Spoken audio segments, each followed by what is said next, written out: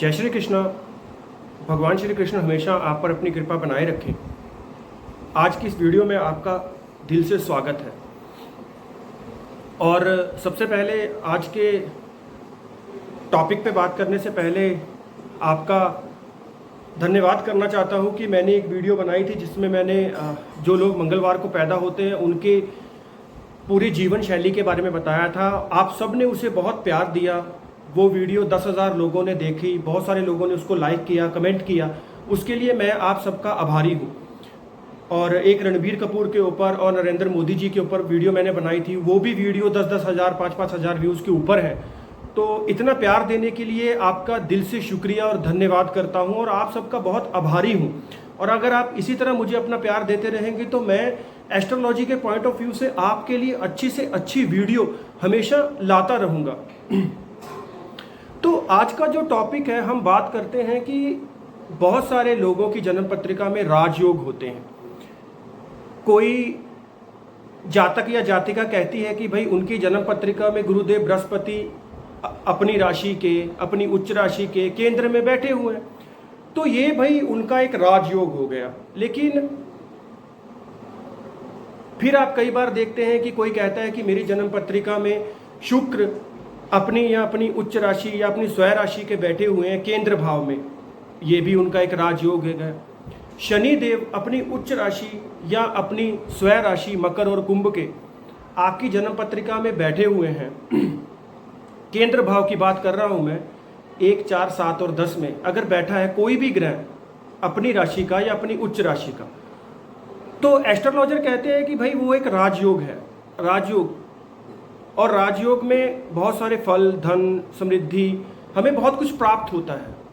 लेकिन फिर भी हम देखते हैं कि बहुत सारे लोगों की जन्म पत्रिका में राजयोग होते हुए भी वो बिल्कुल साधारण जीवन जीकर यहाँ से निकल जाते हैं।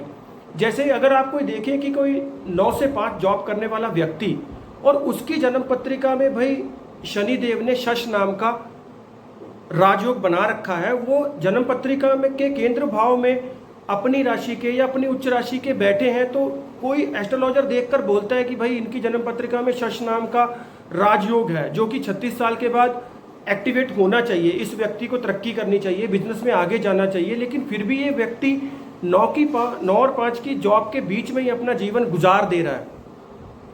क्यों बहुत सारे लोगों के जीवन में राजयोग होते हुए भी फल क्यों नहीं मिलता?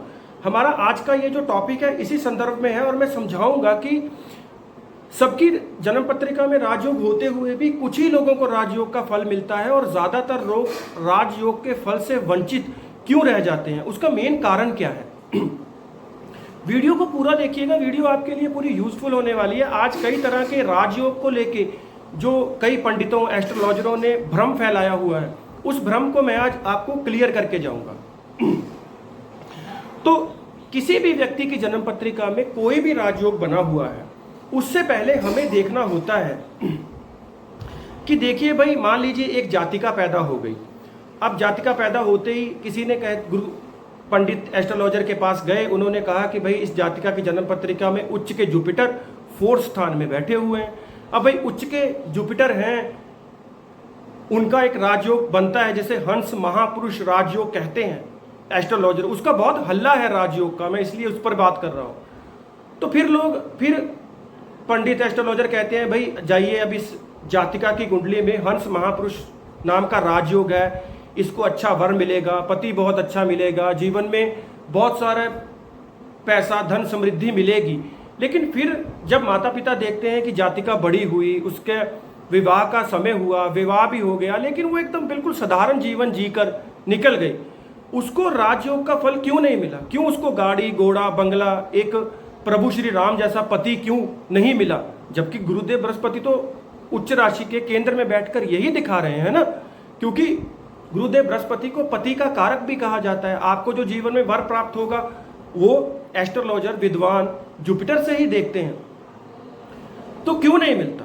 उसका एक सिंपल वे में आप समझिए कि ये जो घड़ी चल रही है, काल चल रहा है, चक्र चल रहा है, ये काल, ये समय जब तक हमारे फेवर में नहीं आता, ये घड़ी हमारे फेवर में नहीं आती, हमें किसी भी तरह का राजयोग का सुख जो है वो प्राप्त नहीं होता। इसको हम अपनी जन्म पत्रिका में कैसे देख सकते हैं?